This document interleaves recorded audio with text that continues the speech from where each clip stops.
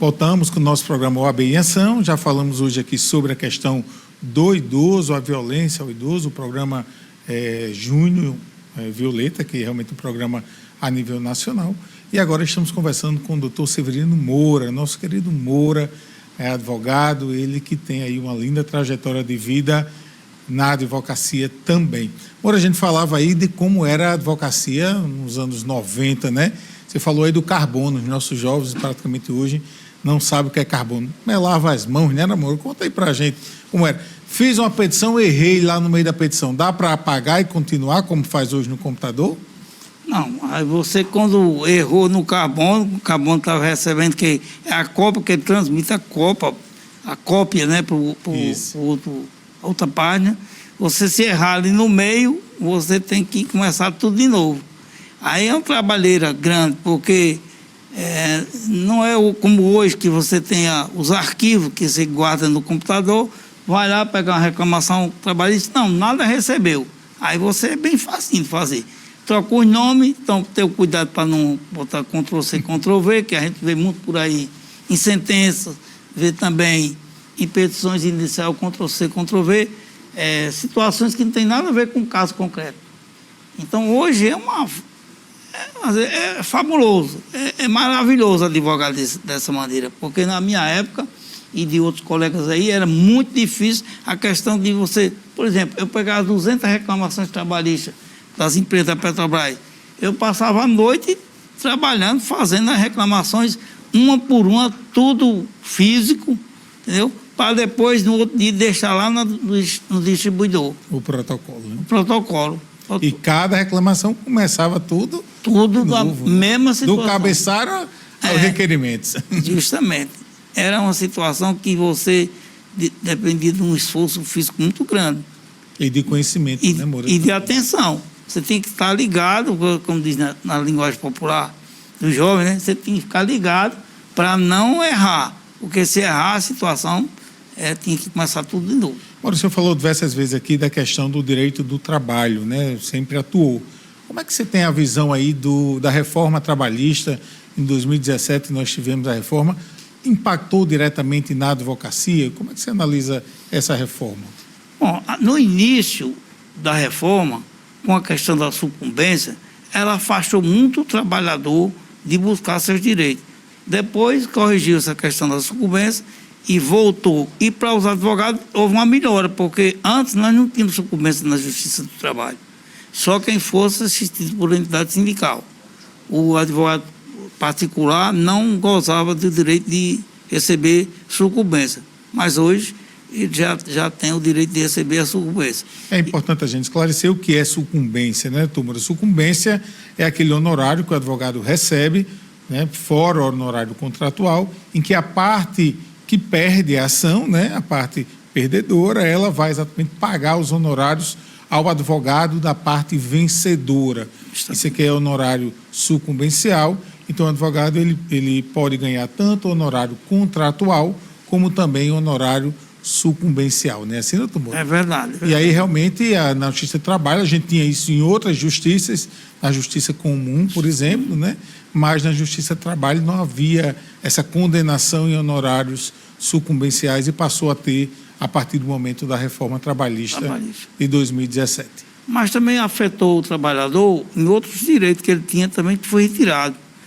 Você tem, por exemplo, as horas intíneres, que a horas intíneres é aquela hora que o trabalhador entrava no ônibus da empresa, já contava como se efetivamente estivesse trabalhando. Aí foi retirado isso aí. O tempo de deslocamento. Tempo de deslocamento. E a gente que aqui de Mossoró tinha a questão da Petrobras, que havia muito isso, né? Justamente. Ora, uma pergunta que eu sempre gosto de fazer, alguma causa específica, assim, sem citar nomes, é claro, mas algum direito específico seu que você ganhou, né, através do seu trabalho, que chamou a atenção? Tem algum ou todos realmente é um caso peculiar? Rapaz, eu lembro uma vez que eu ajuizei aqui uma ação num trabalhador que tinha trabalhado em Tefé, na Amazônia, que evidentemente que o foro de competência não era a Justiça do Trabalho, mas isso tinha que ser arguído em audiência para poder o rapaz permanecer aqui. Então eu lembro quando cheguei na audiência, aí era um professor nosso, o advogado contrário, da outra parte, ele disse assim: doutor Moura, suas testemunhas já chegaram de Tefé, na Amazônia, mas já estão todos aqui. Quando eu vi, ele não arguiu a exceção de incompetência em razão do lugar e passou a Justiça do Trabalho de Mossoró ser competente para julgar o feito. É tanto que quando recebeu, a gente entregava a contestação e o juiz dizia assim: tem um acordo, não, quando ele vislumbrava que tinha direito, aí ele disse: não, as testemunhas dele é lá do Tefé. Aí ele disse: mas é bom você analisar isso aqui melhor, porque eu acho que aqui merece um acordo. Aí eu fiquei muito feliz, porque isso chamou a atenção. Foi um dos maiores processos que eu já ajuizei aqui em Mossoró, desse meu cliente aqui de Tefé da Amazônia, que ele bateu em todos os advogados. Não vou ajuizar não, que aqui né? não tem a competência de ajuizar. Eu combinei com o cara: rapaz, eu ajuizo. Se arguir, você vai para Tefé. Ok. E o outro fato também foi de um médico,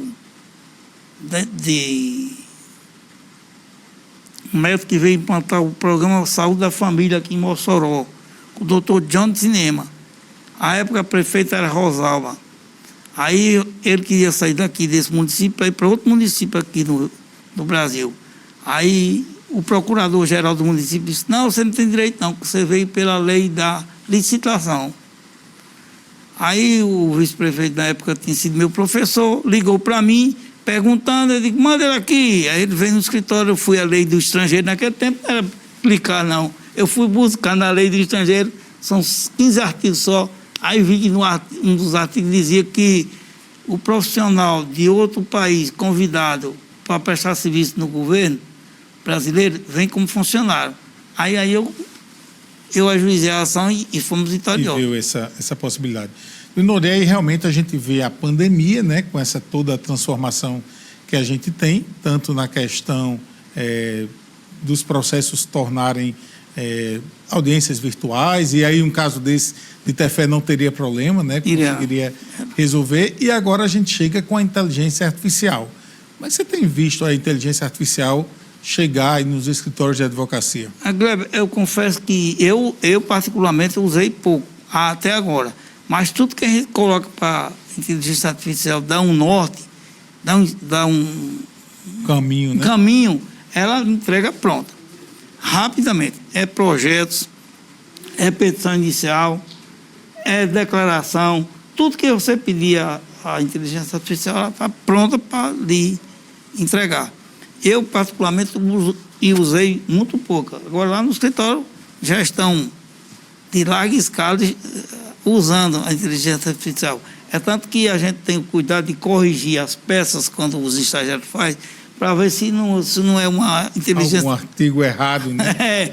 Ele e a inteligência artificial tem esse viés aí de jogar julgado que não existiu, criar passar artigo, né? Aí quando a gente escreve lá no comando, vamos dizer, no parâmetro, pesquisa já diz: não coloque jurisprudência nem doutrina, que é para não cair do... Não ter perigo disso. Ter perigo disso aí. É mais uma questão de estrutura, propriamente. Doutor Severino Moura, e a OAB, né? A OAB sempre esteve presente na sua vida. Como foi ser vice-presidente e presidente da OAB? Eu cheguei na OAB à época de Neemias de Oliveira Cunha, que foi presidente. Professor nosso lá da UEN. Exato. Neemias de Oliveira Cunha, eu exerci a presidência da Comissão de Ética e Disciplina. Nesse tempo era uma comissão. Isso. E depois eu fui presidente do Tribunal de Ética daqui de Mossoró. Então, depois dessa comissão temática, eu passei para ser secretário-geral, já no governo, na administração, na gestão de Tarcísio Jerônimo. E repeti esse cargo na gestão de... Não, foi de Venâncio a primeira, e a segunda foi de Tarcísio Jerônimo. E a terceira, de Paulo Gameleira, eu fui vice-presidente. Aí Paulo adoeceu, uma coisa ou outra, não sei o que foi. Eu passei muito tempo, e tudo que tinha de acontecer na OAB, aconteceu no período que eu estava lá. Firmamos um convênio com a FUNGEP para capacitar secretárias por nossa ala de secretária, é muito difícil você mudar de secretária, porque não tem pessoas qualificadas para aquele. Então, eu vi isso aí, falei com a Fungé na época, a prefeita Cláudia Regina, e nós fizemos esse convênio, formamos 50 secretárias, 25 a prefeitura se encarregada de colocar no mercado e 25 a OAB. E tem, até hoje, pessoas trabalhando com a formação dada. Além de ter inaugurado a Justiça Federal daqui de Mossoró, foi na época que eu estava lá, na OAB, e também essa questão desse programa que nós estamos agora. Verdade. E aí, realmente, depois, continua atuando na OAB mesmo, sem cargo, mas sempre participando e estando atuando, né, Severino?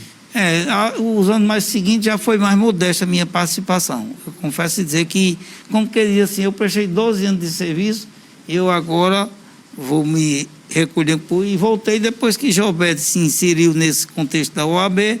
Eu não sei, ele tem uma paixão pela OAB igual a mim, né? Aí ele me carrega sempre para lá. Eu sempre estou na OAB e desejar aqui a nossa presidente Lorena, que eu confio muito nela, e digo em todo canto que ela vai ser uma das melhores presidentes que já passou da OAB.